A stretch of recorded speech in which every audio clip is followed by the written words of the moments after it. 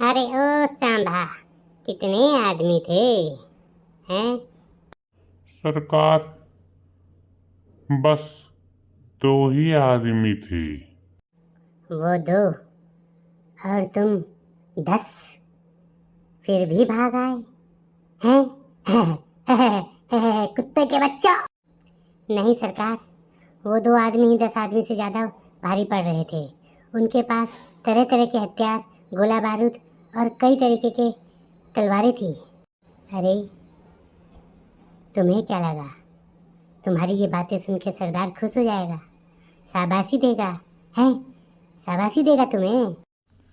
नहीं सरदार, हमने आपका नमक खाया है और हमें आपकी शाबाशी नहीं चाहिए सरदार। हमें तो बस लूट का माल चाहिए, वो भी आधा आधा।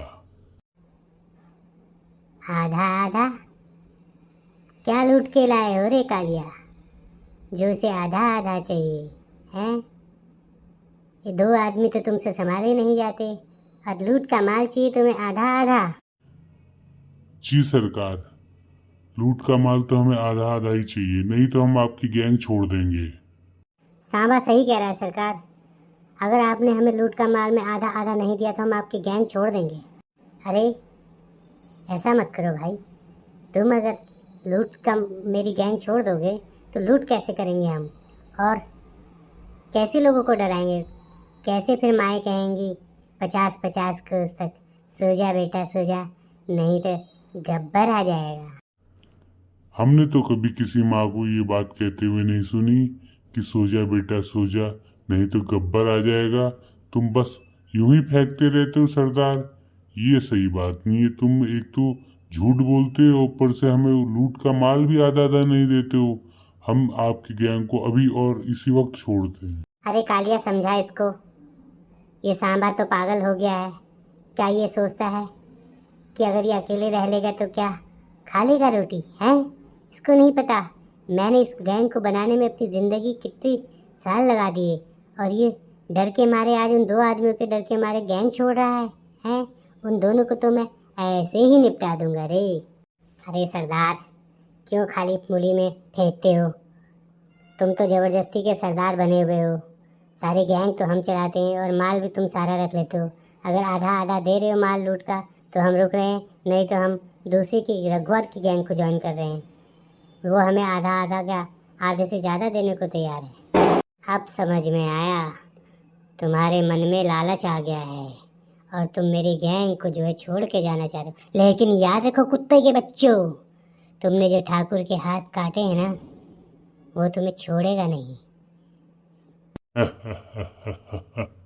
कैसी बात करते हो सरदार, ठाकुर के हाथ हमने नहीं काटे, तुमने काटे हैं। तुम जरा डर के रहना, बच के रहना।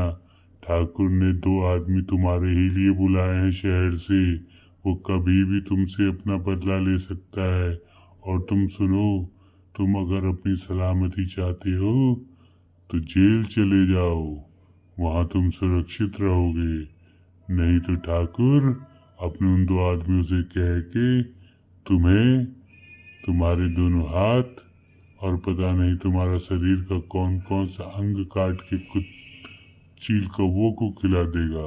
अरे अरे अरे भाई, अरे कालिया, अरे सांभा, समझाओ, समझो ना मेरी बात को। भाई तुम चले जाओगे तो मेरी गैंग का क्या होगा? मैं तो अकेला पड़ जाऊंगा भाई, मुझे छोड़ के मत जाओ प्लीज़।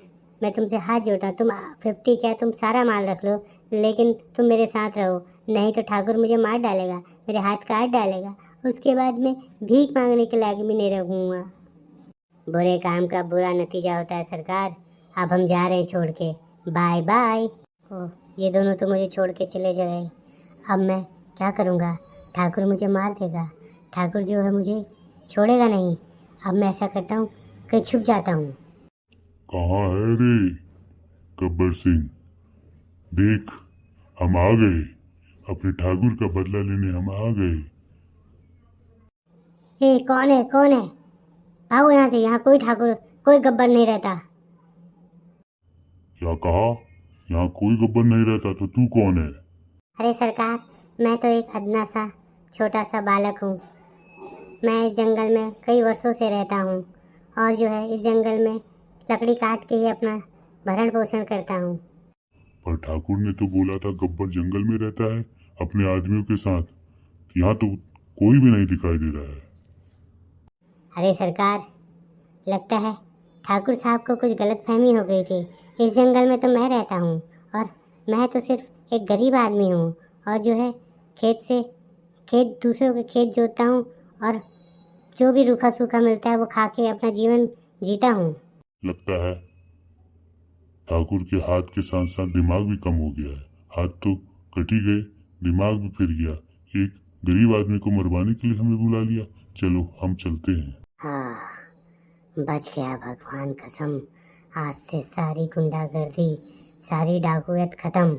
अपना जीवन यापन अब मैं ऐसे ही सिंपल तरीके से जीऊंगा। हथियार भी छोड़ दूंगा।